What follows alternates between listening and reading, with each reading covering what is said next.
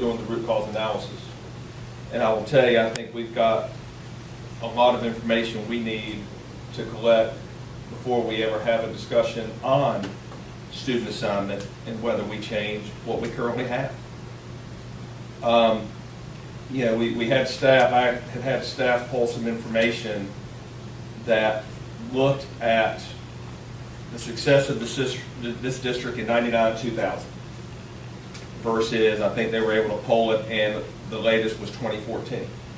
And quite honestly, it was a budget reason, because I wanted to pick 99-2000 because there are 3 county commissioners who were sitting on the school board at that time, and wanted to be able to look at it from a budget standpoint and how we performed.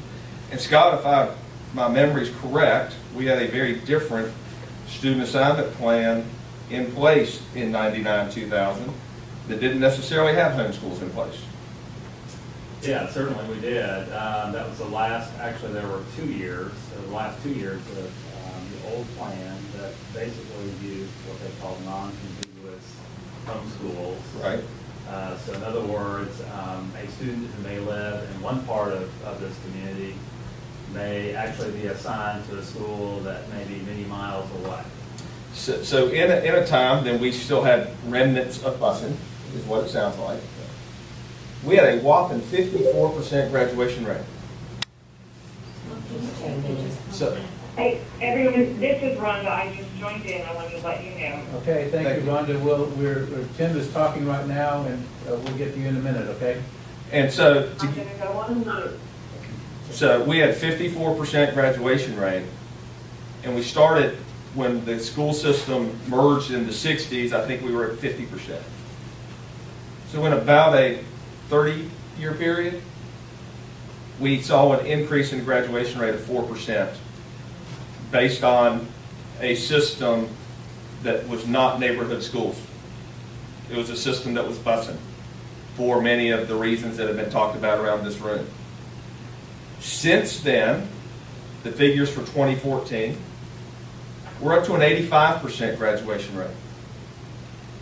In about a 15-year period, when we had neighborhood schools, and let's be fair, the neighborhood schools aren't the ones that are closest to you, because we have such a remnant of the period of busing that we don't have the ability, in many instances, to send those kids to the school that's closest to their house. But we grew based on the programs and the hard work of our teachers in identifying smaller classrooms, lowering the number of kids in classrooms. We grew it from 55% to 85%. We also saw a tremendous increase in the AP classes. And I'll be the first to admit, in 2000, not as many people, not as many schools put an emphasis on AP. Since 99-2000 to 2014, we've seen the number of AP classes taken almost triple. Now our student population's only grown from a little over 100,000, 120,000, something like that, to about 147,000.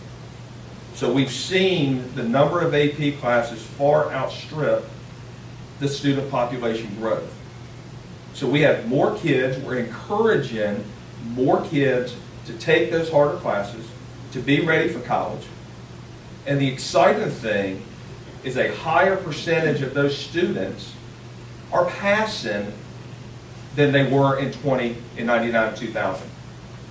So not only have we tripled the number of students that are taking it, a higher percentage are passing with a 3, 4, or 5 to gain that college credit. So when they do go to school. So from that standpoint, I think we are being successful in many areas. Do we still have challenges? Absolutely.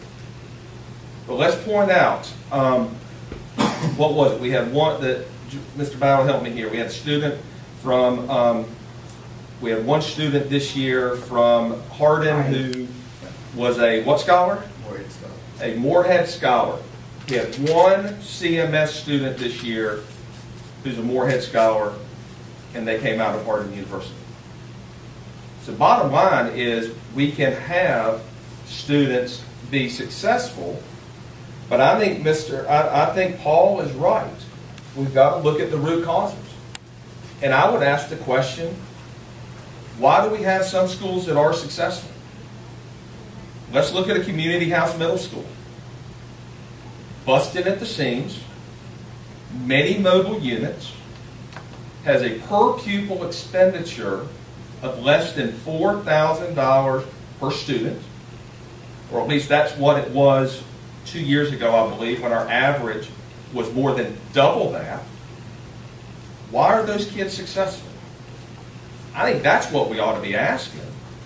Why are those kids successful, and how can we find ways to replicate that in schools that are lower performing?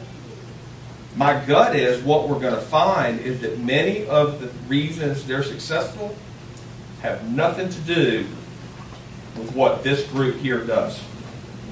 It's outside influences. And so I would ask the question, does a different student assignment plan change that? Or are there other things we can do, such as what we're doing with Project Lift, that brings in the additional support that those kids need? And so before we get into let's change student assignment, let's do this, let's do that, I think there's a lot more research and information that has to be collected before we start moving kids around. I would recommend we look at 2 schools per student, a homeschool and another option. Now, I recognize that we probably don't have the facilities to be able to do that right now, particularly since 2000 we've grown from less than 500 mobile units to over 1,100 mobile units. So we haven't kept pace, the county hasn't kept pace with building the facilities we need. But I would argue that that's what we need to be looking at. Is how do we make sure that every student in this district has multiple options to be able to go to different type of education models. Could you clarify what you mean by multiple options? I think at least 2. You mean a guarantee? I don't think we can do a guarantee until we have the facilities in place. But I think that would be what I would love to see us working towards. But we've got to have a commitment from the county to help provide those facilities. And therein lies a lot of the problem. Any questions of Tim before Mary goes? I don't have a question, but I do have a comment. Okay, comments, all right. Good. One of the things that I think we need to make a commitment to is to look at the number of high poverty schools. They have proliferated in the last 7 to 8 years, especially with schools that are 80, 90, 95% plus free or reduced lunch.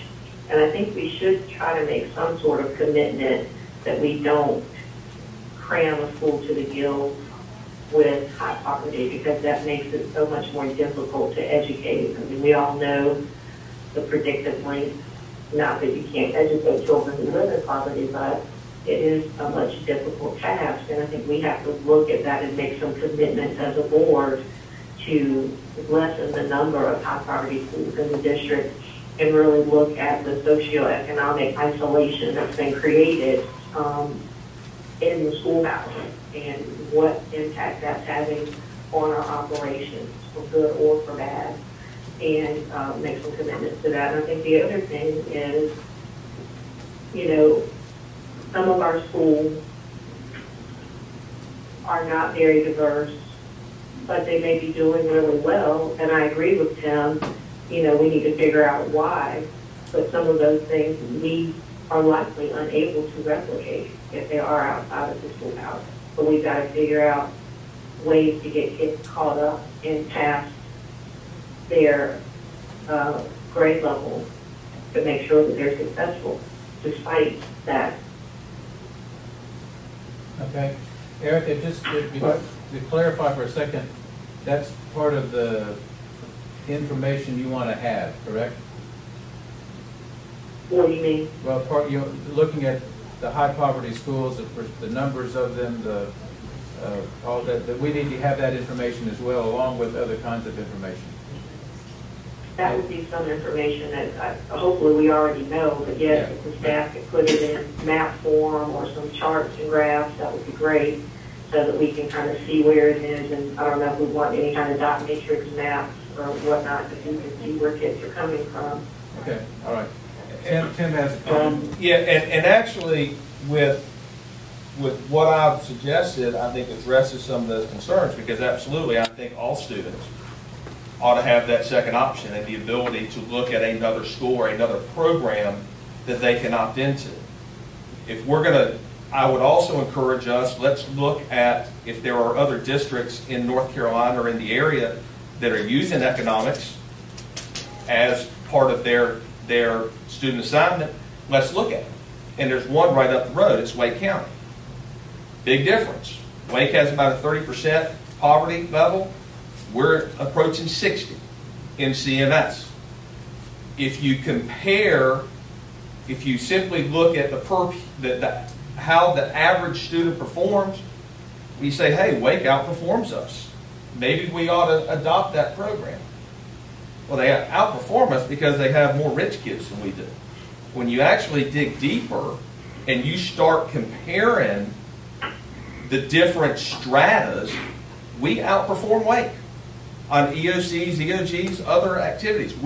Other tests that are taken, we outperform them. And so I think if we're going to look at economics, we need to take a real hard look at what others are doing, because I'm not interested in taking a step backwards.